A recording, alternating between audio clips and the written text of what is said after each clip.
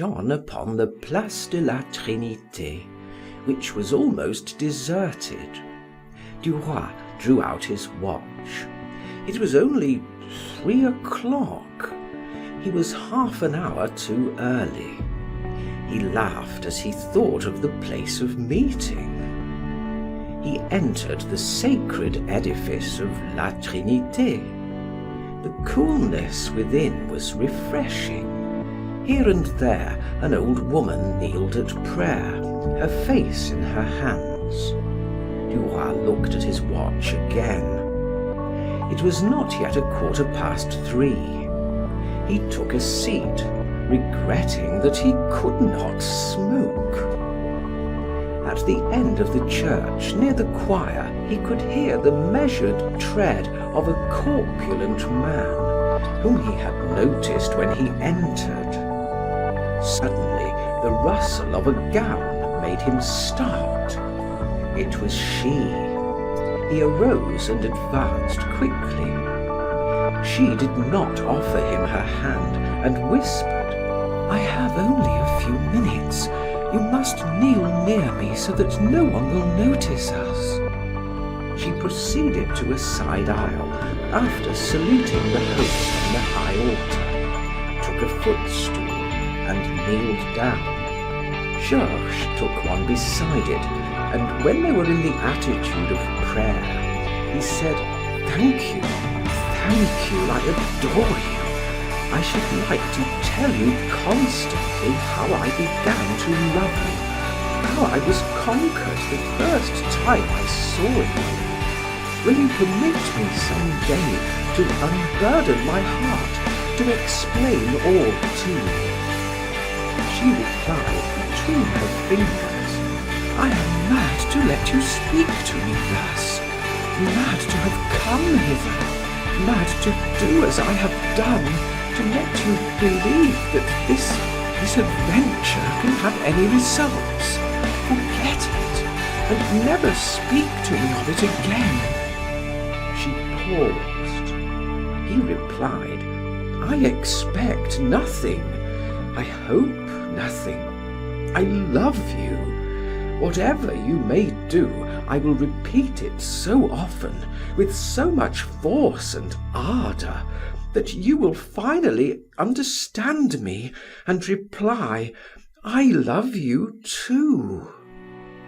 He felt her frame tremble as she involuntarily repeated, "I love you too."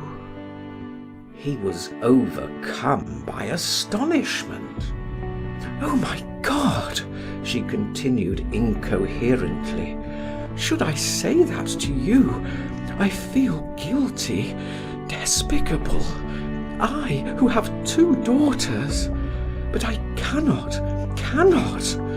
I never thought. It was stronger than I. Listen, I have never loved any other but you. I swear it. I have loved you a year in secret. I have suffered and struggled. I can no longer. I love you." She wept, and her bowed form was shaken by the violence of her emotion. Georges murmured, "Give me your hand that I may touch, may press it." She slowly took her hand from her face. He seized it, saying, "I should like to drink your tears." Placing the hand he held upon his heart, he asked, "Do you feel it beat?" In a few moments, the man Georges had noticed before passed by them. When Madame Walter heard him near her, she snatched her fingers from Georges's clasp and covered her face with them. After the man had disappeared, Duroy asked, hoping for another place of meeting than La Trinité, "Where shall I see you tomorrow?" She did not reply. She seemed transformed into a statue of prayer. He continued, "Shall I meet you tomorrow at Monceau?" She turned a livid face toward him and said unsteadily, Leave me now. Go away for only 5 minutes. I suffer too much near you. I want to pray. Go, let me pray alone. 5 minutes. Let me ask God to pardon me, to save me. Leave me 5 minutes. She looked so pitiful that he rose without a word and asked with some hesitation, "Shall I return presently?" She nodded her head in the affirmative, and he left her. She tried to pray. She closed her eyes in order not to see Georges. She could not pray. She could only think of him. She would rather have died than have fallen thus. She had never been weak. She murmured several words of supplication. She knew that all was over, that the struggle was in vain.